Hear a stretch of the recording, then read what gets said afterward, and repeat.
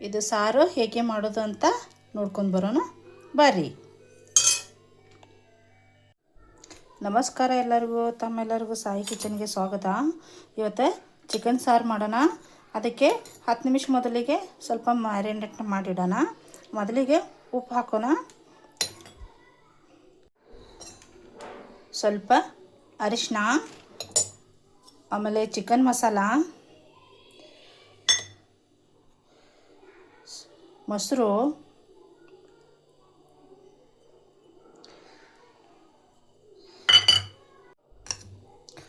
ಸ್ವಲ್ಪ ಗರಂ ಮಸಾಲ ಎಲ್ಲ ಹಾಕಿ ಈಗ ಮಿಕ್ಸ್ ಮಾಡೋಣ. ಇದೆಲ್ಲ ನೋಡ್ರಿ, ಎಲ್ಲ ಮ್ಯಾರಿನೇಟ್ ಆಯಿತು.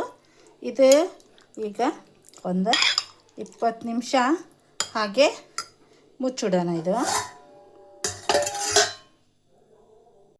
ಸಾಂಬಾರ್ಗೆ ನಾನು ಟಮಾಟೊ ತೊಗೊಂಡಿದ್ದೀನಿ, ಮತ್ತು ಬೆಳ್ಳುಳ್ಳಿ, ಹಸಿ ಶುಂಠಿ, ಉಳ್ಳಿಗಡ್ಡಿ, ಪುದೀನ, ಹಸಿಕಾಯಿ, ತೆಂಗಿನಕಾಯಿ ತುರಿ ಮತ್ತು ಕೊತ್ತಂಬರಿ. ಈಗ ಇದೆಲ್ಲ ರೋಸ್ಟ್ ಮಾಡೋಣ. ಉಳ್ಳಿಗಡ್ಡಿಯಿಂದ ಚಿಕನ್ ಒಗ್ಗರಣೆ ಹಾಕೋಣ. ನೋಡಿರಿ, ಹಸಿ ಶುಂಠಿ ಮತ್ತು ಬೆಳ್ಳುಳ್ಳಿ ಎರಡು ಹಾಕಿ ರೋಸ್ಟ್ ಮಾಡೋಣ. ಈಗ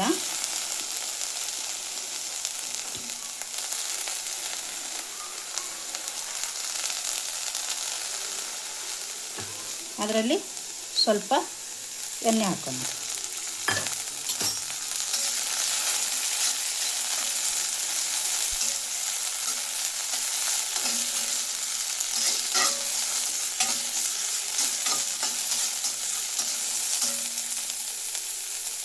ಈಗ ಇದರಲ್ಲೇ ಕಾಯಿ ತುರಿ ಹಾಕೋಣ.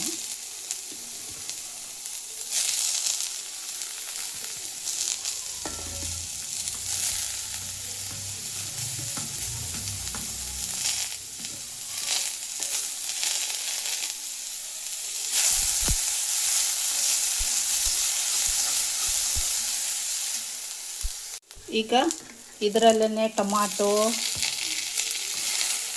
ಮತ್ತು ಪುದೀನ ಮತ್ತು ಕೊತ್ತಂಬರಿ ಎಲ್ಲ ಸೇರಿ ರೋಸ್ಟ್ ಮಾಡೋಣ.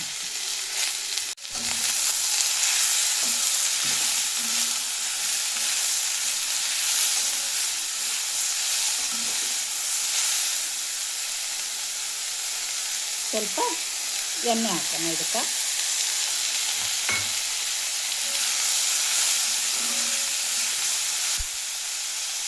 ನೋಡಿರಿ, ಎಲ್ಲ ರೋಸ್ಟ್ ಆಯ್ತು. ಈಗ ಇದು ಮಿಕ್ಸಿಯಲ್ಲಿ ಹಾಕಿ ಮಿಕ್ಸಿ ಮಾಡ್ಕೊಳ್ಳೋಣ. ನೋಡಿರಿ, ಎಲ್ಲ ಮಿಕ್ಸಿಯಲ್ಲಿ ಹಾಕಿ ಮಿಕ್ಸಿ ಮಾಡ್ಕೊಳ್ಳೋಣ. ಈಗ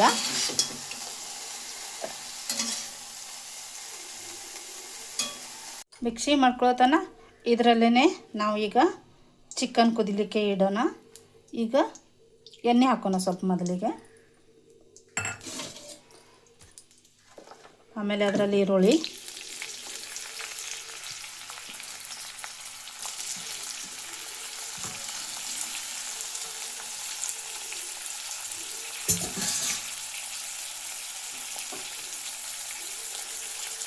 ನೋಡಿರಿ, ಇದು ಈರುಳ್ಳಿ ಕೆಂಪಾಗಿ ಹುರ್ಕೊಂಡಾದಮೇಲೆ ಇದರಲ್ಲಿ ಚಿಕನ್ ಹಾಕೋಣ.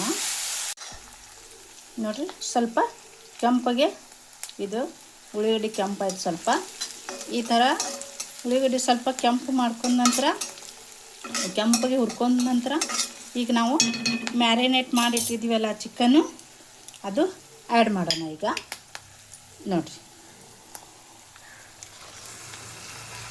ನಾವು ಇದರಲ್ಲಿ ಗರಂ ಮಸಾಲ ಮತ್ತು ಚಿಕನ್ ಮಸಾಲ, ಮೊಸರು, ಅರಿಶಿನ, ಉಪ್ಪು ಎಲ್ಲ ಹಾಕಿ ಮ್ಯಾರಿನೇಟ್ ಮಾಡಿದ್ದು. ಈಗ ಇದು ಕುದಿಲಿಕ್ಕೆ ಬಿಡೋಣ. ಇದರಲ್ಲಿ ಉಪ್ಪು ಹಾಕಿದ್ವಿ. ಉಪ್ಪು ನಂತರ ಸ್ವಲ್ಪ ಕಮ್ಮಿ ಬಿದ್ದರೆ ಹಾಕೊಳ್ಳೋಣ, ಬರೋಬ್ಬರಿ ಆದರೆ ಬೇಡ. ನಮ್ಮ ವಿಡಿಯೋ ಇಷ್ಟ ಆಗ್ತಿದ್ರೆ ಲೈಕ್ ಮಾಡಿರಿ, ಶೇರ್ ಮಾಡಿರಿ, ಕಮೆಂಟ್ ಮಾಡಿರಿ, ವೀಕ್ಷಕರೇ ಸಬ್ಸ್ಕ್ರೈಬ್ ಮಾಡಿರಿ.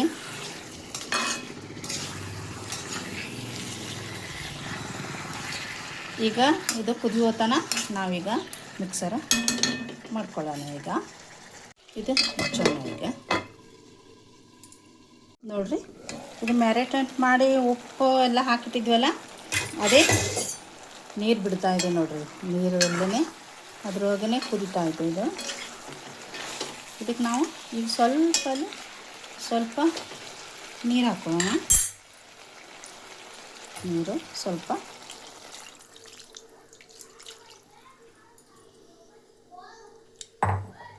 ಆಮೇಲೆ ಸ್ವಲ್ಪ ಮುಚ್ಚೋಣ.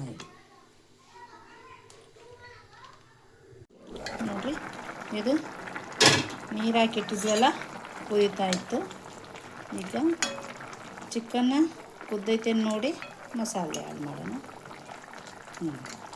ಸ್ವಲ್ಪ ಕುದ್ದೈತಿ.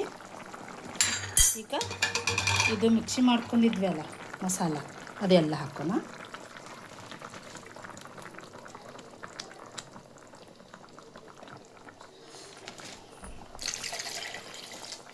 ಸ್ವಲ್ಪ ಮತ್ತು ನೀರು.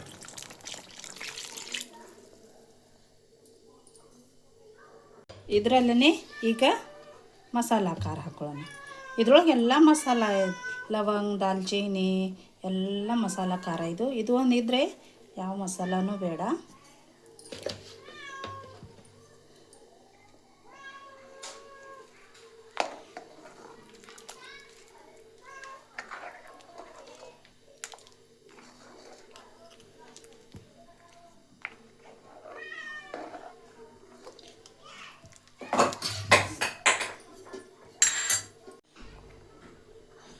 ನೋಡಿರಿ, ಈಗ ಸಾಂಬಾರು ಕುದಿಲಿಕ್ಕೆ ಬಿಡೋಣ.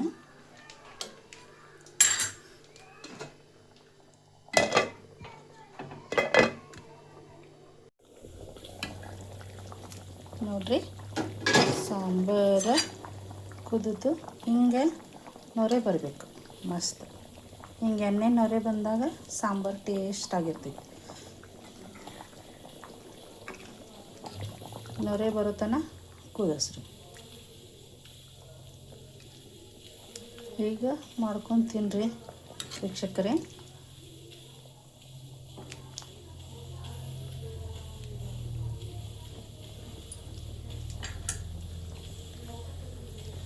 ನೋಡಿ ಸ್ನೇಹಿತರೆ, ಹೀಗೆ ಚಿಕನ್ ಸಾರು ಮಾಡ್ಕೊಂಡು ಹೀಗೆ ತಿನ್ನಿರಿ. ಈಗ ಹಿಂಗೆ ಸಿಂಪಲ್ಲಾಗಿ ಸೂಪರ್ ಟೇಸ್ಟ್ ಆಗಿರ್ತೈತಿ. ಮಸ್ತ್ ಜೀರಾ ರೈಸ್ ಜೊತೆ ಸೂಪರಾಗಿರ್ತೈತಿ ನೋಡಿರಿ.